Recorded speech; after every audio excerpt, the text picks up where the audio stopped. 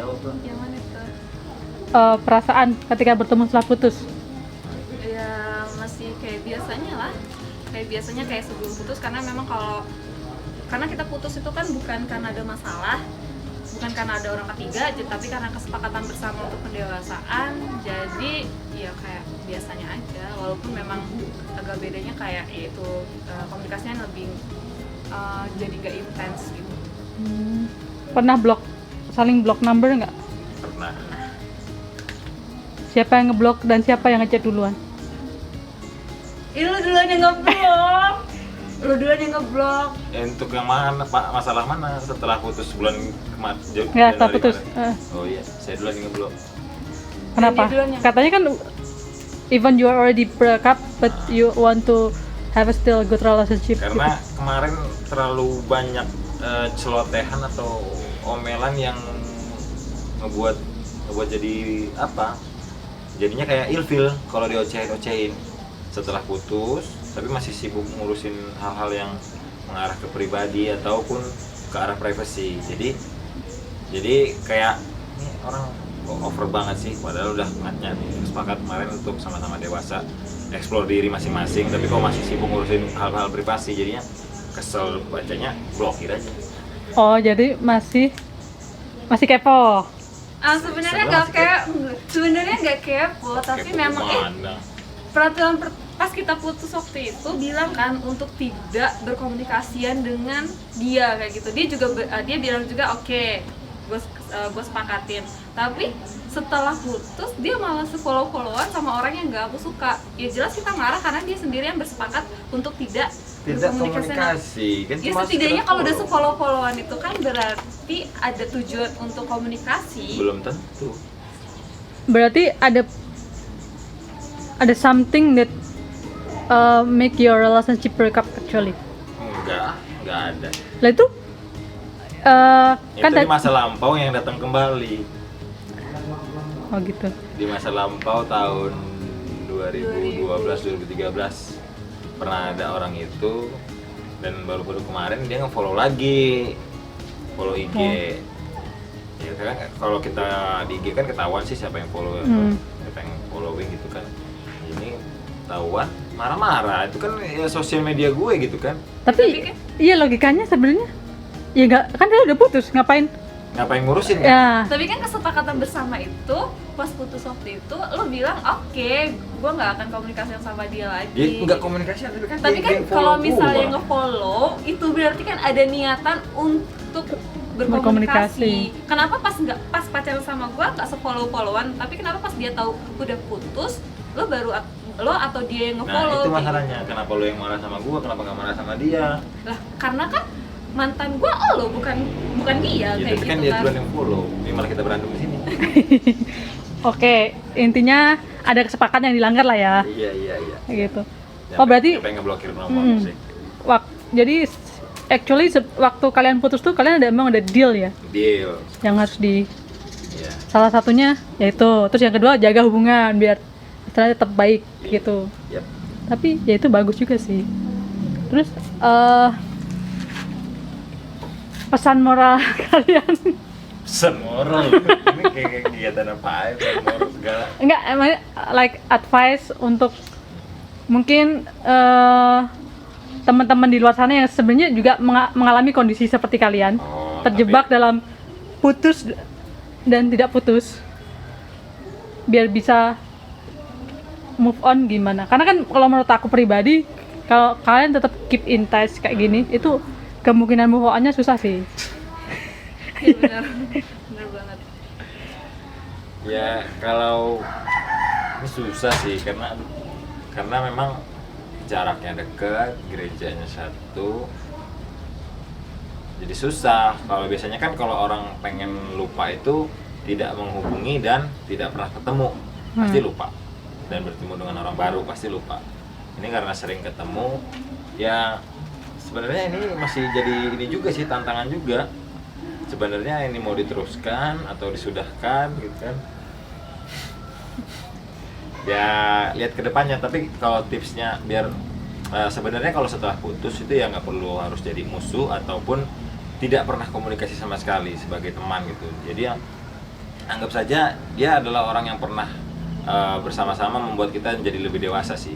Namanya pacaran kan pasti pernah dikasih tahu, pernah diceramahin, pernah kamu tuh jangan gini, kamu tuh kayak gini, kalau pakai baju ya. Jadi kalau berpacaran tuh ya mungkin sama-sama mencari jati diri sendiri sih. Jadi butuhnya adanya orang lain di dalam hubungan itu ya untuk mendewasakan diri kita ataupun diri dia, si lawan si pasangan kita.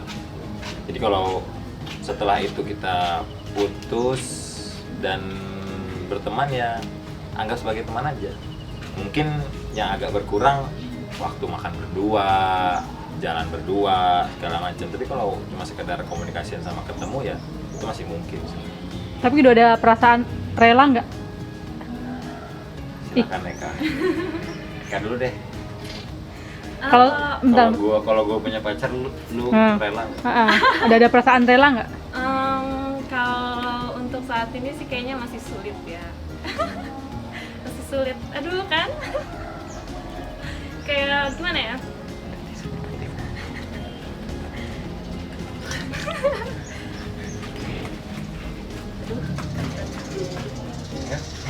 Malas juga kalau udah bahas-bahas kayak gini.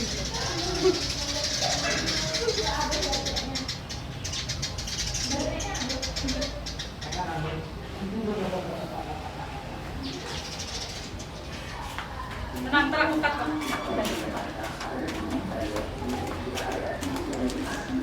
Aduh.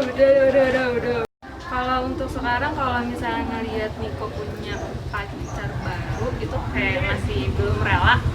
Karena kayak apa ya? Kayak belum terbiasa aja untuk ngelihat dia bersama orang lain dan bahagia sama orang lain. Kalau gue sih sama, karena apa, kita udah 7 tahun saling bersama, terus ngelihat dia sama orang lain, jangankan pacaran ya, cuma sekedar upload status foto orang laki-laki lain itu kayaknya itu kok parah banget sih orang ini. Dan itu kayak di sayat-sayat itu, sayat-sayat dalam hati, cah gitu. Tapi kan tadi dibilang kesepakatan. Berarti ini ada rasa nggak relanya kan di antara kalian? Belum sih, lebih tepatnya belum. Belum. Apa? Belum rela. Belum rela untuk Kalau apa? misal punya pasangan lain gitu. Ya? Kalau misalnya masih punya, kalau misal gue punya pasangan atau lu punya pasangan yang kayak belum aja, belum rela. Mungkin akan, tapi nggak tahu kapan. Mungkin.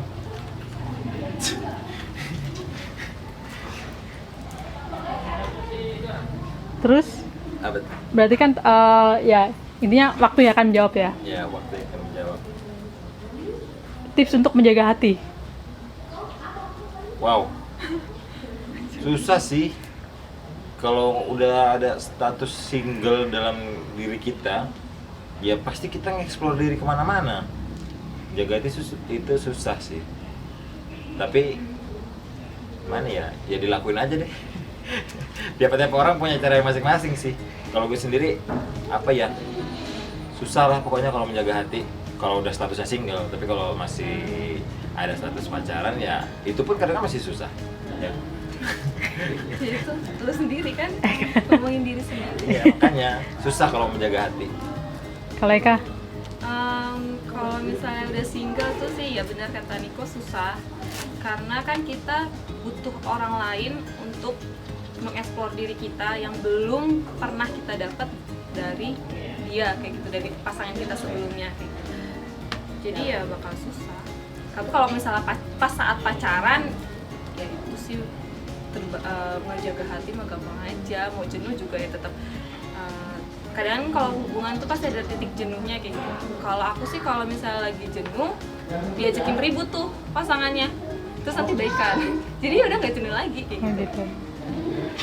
And this is the last question nih. Pendapat kamu tentang Eka? Pendapat seutuhnya gitu. Ya seutuhnya. sebelum dan sesudah putus. Pokoknya seutuhnya lah, the real Eka in front of your eyes gitu. Eka pendapat tentang apanya? Dia tuh gimana gitu loh. Oh, Eka itu seperti apa gitu ya? Nah, something like that lah. Ya kalau kemarin sebelum waktu masih ada status pacaran, kayak Eka tuh kayak nggak punya tangan sama kaki. Jadi apa saya terus, apa saya terus. Nah tapi kalau sekarang setelah statusnya udah nggak pacaran lagi, dia kayak jadi superhero gitu. Mana-mana bisa sendirian, terus tanpa ngasih tahu udah di sini, udah di situ. Itu kan kayak satu perubahan sih. Itu adalah satu proses perubahan menjadi dewasa sih, ketika bisa ngelakuin apa-apa secara mandiri. Ya kalau untuk ke arah sifat dan karakternya segala macam, yaitu udah jadi diri Eka sendiri kok. Eka udah sebetulnya memang Eka tuh ya begitu. Kalau yang kelihatan itu sih ya mungkin apa ya, bentuk-bentuk perubahan dari kebiasaan sih mungkin. Sebelum pacaran bagaimana, sesudah putus gimana ya. Kalau Eka sekarang orangnya jadi lebih mandiri. Berarti go to the positive side Ya, lah. Eka menuju arah yang positif sih. Kalau Niko apa ya? Bingung juga. Sama aja. Kayaknya sama aja. Gak ada perubahan kan? Gak ada perubahan. Dia Niko itu orang yang kalau aku bilang munafik ya munafik. Karena apa yang dia keluarin dari mulutnya sama hatinya itu beda. Jadi kita nggak bisa tahu apa yang di hati dia, apa yang di pikiran dia. Karena nggak sesuai sama yang dia ucapkan. Dia di mulut bilang sama aku A, tapi di hatinya sama pikirannya beda. Jadi sesudah dan saat masih pacaran sama sesudah putus ya, aku masih nggak ngerti sih sama jalan pikiran dia. Susah ditebak ya? Susah ditebak, karena ya itu, karena dia munafik. Aku bilang munafik karena Kok munafik sih? ya, Sisi buruknya Sagittarius itu gitu, punya the dark side. ya tapi kan itu mempersulit orang. Sagittarius itu bukannya pengen menang sendiri ya? Hah? Ya itu dia. Iya benar. Dan punya sisi dark side itu loh, Oh. double side gitu loh. Ya, ya. Sagittarius itu. Jadi kadang kalau ini dia nunjukin yang ini, kadang tuh gini gitu. Itu Sagittarius sih, setahu gue. Gitu. Jadi untuk Niko still same lah ya, Ya. not much changing. Eka bilangnya apa sih? Discuss. Makanya ini api, ini air. Susah. Sebenarnya Pisces itu lebih ke arah dia sebenarnya bisa menyesuaikan sih orangnya. Harusnya. Terus orangnya itu pemaaf. Harusnya. Ya pemaaf lah. Lo dulu main belakang juga masih gue maafin selama 7 tahun. Harusnya. Oke, jadi udah ada pesan terakhir buat teman-teman di luar.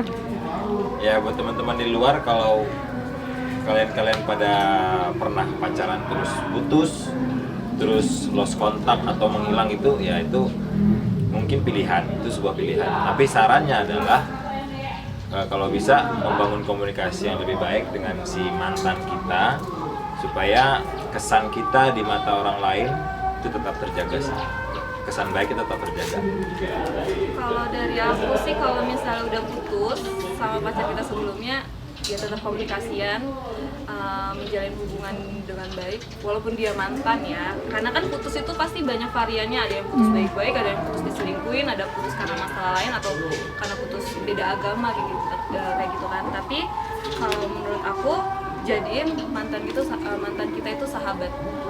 Mau seberapa lama hubungan kita dengan dia, setidaknya kita pernah menjadikan dia sebagai panutan kita untuk mengoreksi kehidupan kita. Oke. Thank you guys for coming and come to my YouTube channel, and I hope it will be having a good impact for the viewer who watch this program. And for both of you, I hope you will have another solution maybe for your relationship to be, if you find the one, you can be relief and sincere to accept one each other. Okay, thank you for coming and see you in the next video. Bye bye.